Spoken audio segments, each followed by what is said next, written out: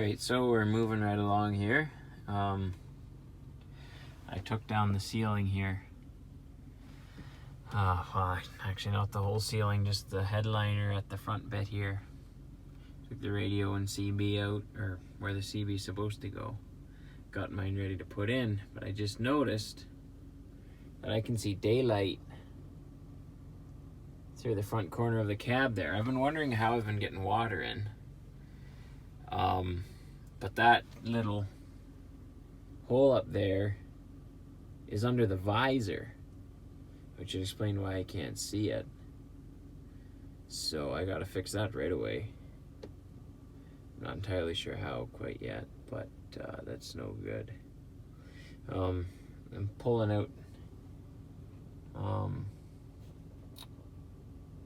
in there's a pretty big mouse nest. If I can get my flashlight here.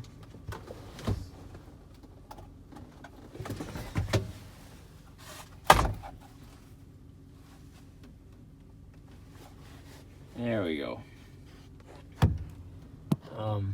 It's pretty mousy down in that end. The other side under here is actually pretty good. But here we have a plate.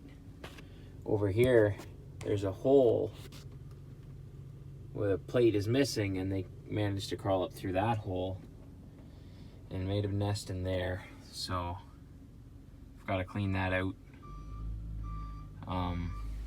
Yeah, but got the seats in, got everything pretty much buttoned up. Still working on getting my windshield washers fixed. So I gotta look under the dash there and find that problem. I've hooked up some lights here. I'll jump out and show you in a second. And I'll show you when the CB's installed and everything. I got new antennas, and I gotta string up the coaxes yet. That's a pretty serious job. So I'm gonna shoot this in the shed since it's ridiculously windy outside. I can't take any video right now outside, but I just scored these tanks here. They're off of an 81 cab over, and they're 29-inch tanks, which is pretty hard to come by. So they're Peterbilt off an 81, so it's a good year, or it's year correct, I should say, for safety. It's in the same ballpark. 29-inch diameter, which is hard to find, and they're shorter than like a full-size tank, which is exactly what I want in front of the 36-inch bunk. So I'm pretty stoked right now. I'm gonna have to polish them up real good. I'll be sure to record some of that too. So I'm putting in the headliner again. All the screws in the front of the headliner are pretty much seized in, so I gotta get those guys out at some point. But I'm gonna do it after I put the front one, or these the top ones back in, just so I don't completely pull the whole thing down. But for upholstery stuff like this in these old trucks, get yourself never seize. You're not holding anything important up. You know, the screws aren't holding the truck together. But what they will do is seize in place, especially with those little self-tapping screws, so they cut the thread just as fine as the thread on the screw is, right? It's so easy to seize. And the other thing you have is some speed nuts, which are like that guy there. That one spins, so they're just pressed in, and they work fine as long as you don't crank them down too tight. But once they seize and you turn them, they're just gonna spin. The nut's gonna spin because it's a circle nut and a circle hole. There's not much holding it there other than friction. So use never seize.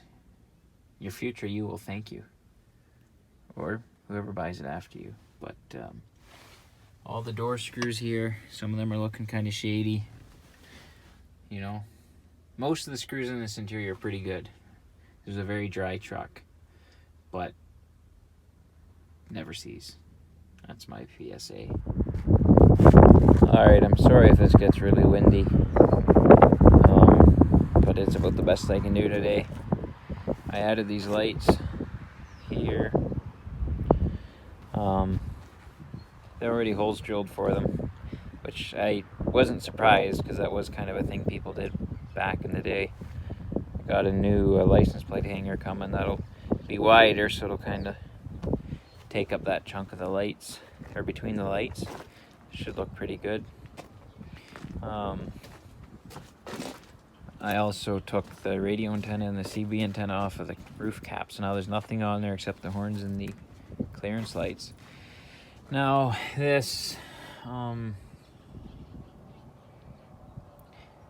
I got 2 of these, which are brackets that guys would put in front of the air cleaners. And I was thinking, what am I gonna do to cover this in? Because this bunk sits really high and it doesn't have a skirt, and this wiring and everything is just ugly. So I had these, and just for fun, I just saw how it fit, and it fit perfectly between the cab mount and the outside of the cab. And now I can put like the stainless box here for putting the connectors for the brakes and the trailer lights in here, so that'll cover up from frame rail to frame rail. And then I'll put my other air cleaner light bracket here, and I think that would actually really dress up the back of the cab. So yeah, that should look nice. I have to do a lot of painting and cleaning up to do before I cover any of this in. And that auxiliary really needs cleaned up, and I'll check those hoses over. Might need to put some new hosiery on this thing. It's got some dry hoses in there too. Yeah, so that's my little project so far.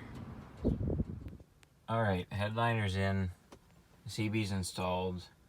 I'm running a whole new coax through the truck, so I've got one side hooked up and installed, and the other side I'm still waiting.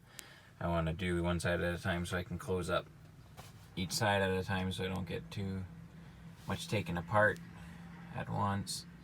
I have a new radio coming that's a retro style, but it has a Bluetooth hookup, so that's pretty cool. Looks old, but I don't have to worry about it.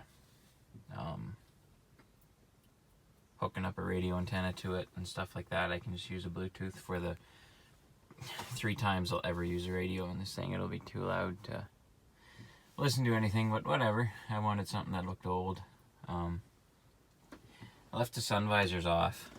I'm missing the one on the passenger side, and on the driver's side they were really weird looking thing. It kind of hung funny, and it was old and worn out, so I just got rid of it. I have the hole there, so I should clean that up, get that white stuff off so it looks better. But I think it looks fine without having those little sun visors. Plus over there it would get in the way of the fan anyway. Still got my dash open here. I'm chasing down what killed my dash lights and to run the coaxes. Store's taken apart.